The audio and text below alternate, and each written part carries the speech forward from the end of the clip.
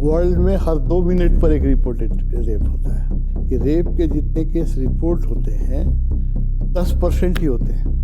90% case जो है वो कोर्ट में नहीं पहुंच पाता है या प्रेस में नहीं पहुंचता है। 90% केस तो छुपे रह जाते हैं। कोई कोई केस पॉलिटिकली जो पॉलिटिशियन आ जाते हैं या प्रेस के सामने आ जाता है तो उसका बड़ा हाईलाइट होता है। सेक्सुअल हार्मोन्स इतने पावरफुल हैं, किसी भी ड्रग से ज़्यादा पावरफुल है। तो वो इंटेलिजेंस को और मॉरलिटी को दोनों को हाईजैक कर लेता है। 75% रेप्स जो हैं वो अपनी जान पहचान के लोग करते हैं। कई देशों में मृत्युदंड है, वहाँ भी रेप नहीं रुका है। कई जगह ऐसा है कि रेप करने वाले या एडल्ट्री करने वाले को पत्थर मार मार के मार दिया जाए। आज भी मार दिए जाते हैं। कई कंट्री में लोग उनको पत्थर मारते हैं, मार मार के मार देते हैं।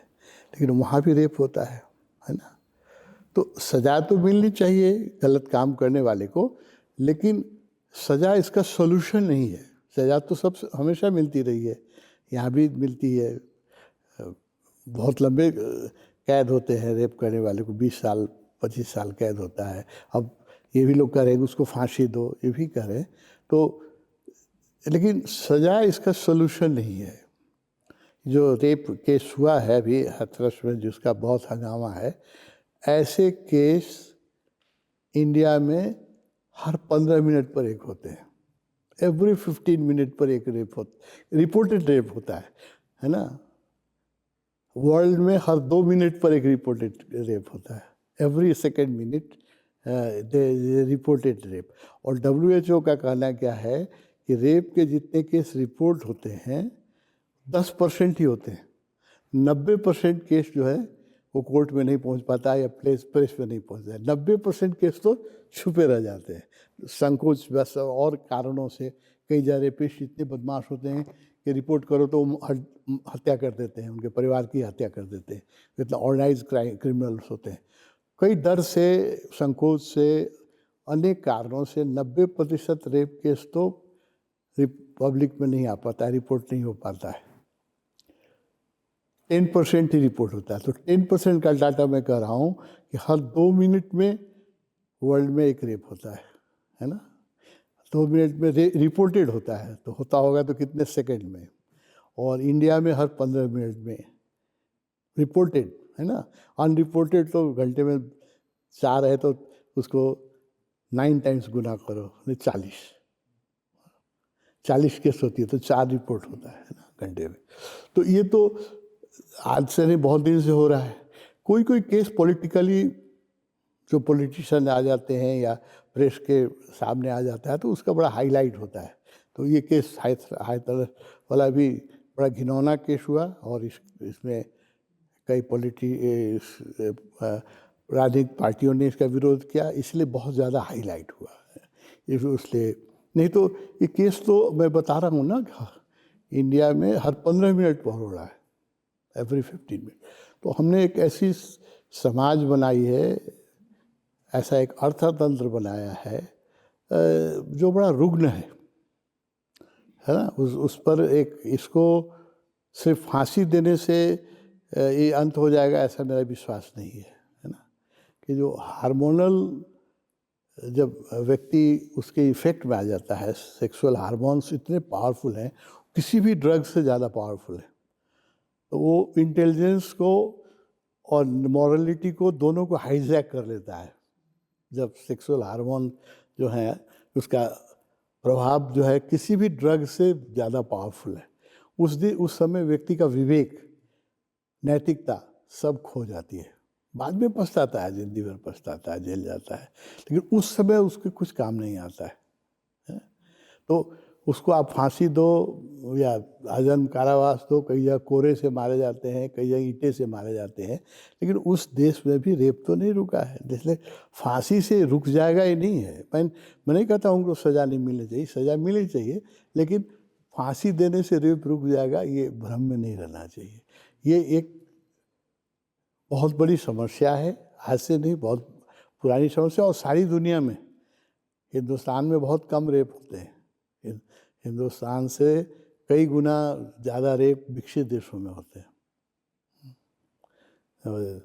कई गुना, जहाँ पर कि बड़ी सुविधा है और गवर्नमेंट भी ज़्यादा विजिलेंस है, वहाँ भी बहुत ज़्यादा रेप होते हैं। तो दुनिया की कोई ऐसी शहर मैं नहीं जानता हूँ जहाँ पर कोई रात में एक जवान लड़की अकेले सेफली घूम सके आधी रात में, ऐसा कोई शहर नहीं है।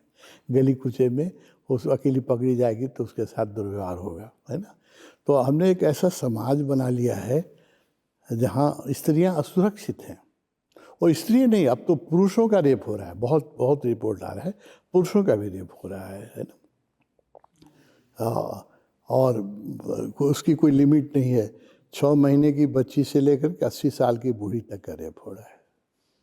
और अपराधी ही नहीं कर रहे हैं, 75% रेप्स जो हैं वो अपने जान पहचान के लोग करते हैं, जो परिचित हैं, परिवार में भी हो रहा है ना।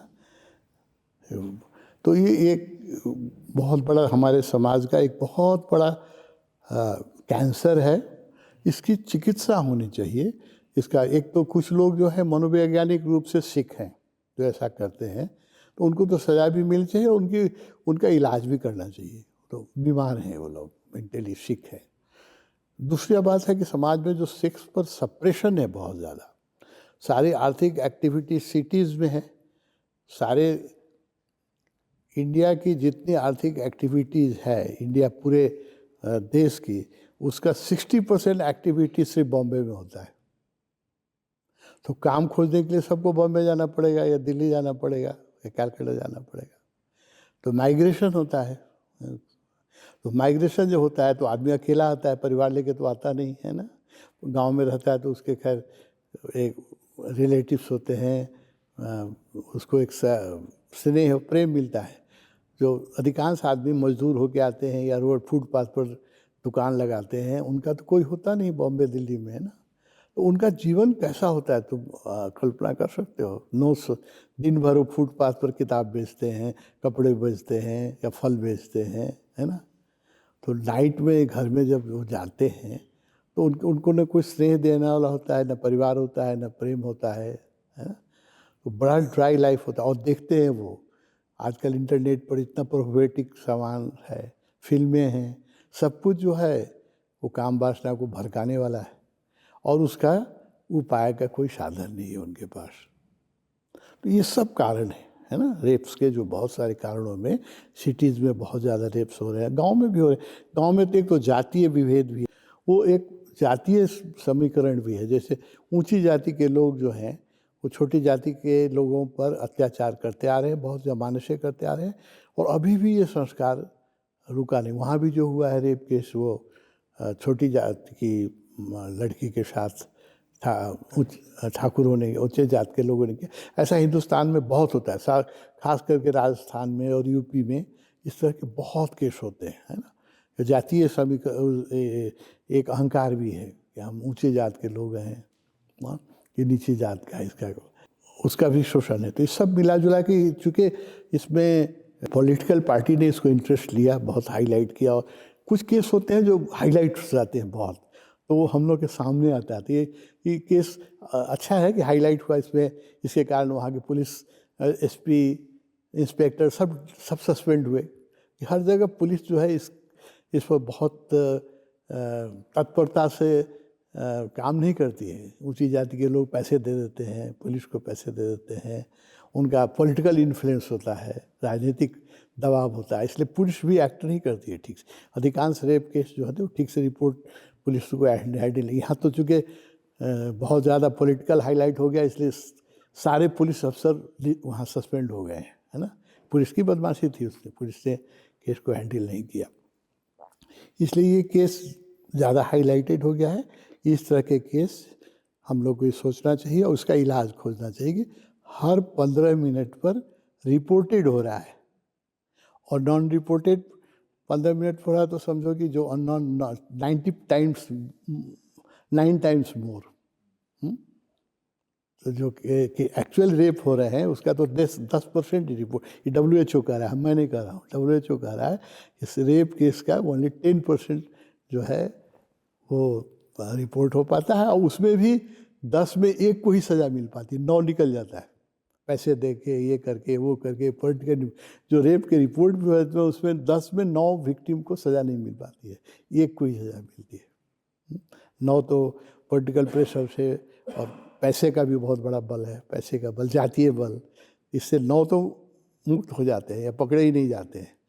तो 10 में 1 को सज़ा मिलती है, मतलब 100% में 1% को सिर्फ रेपिस्ट को सज़ा मिलती है। समझ रहे हो?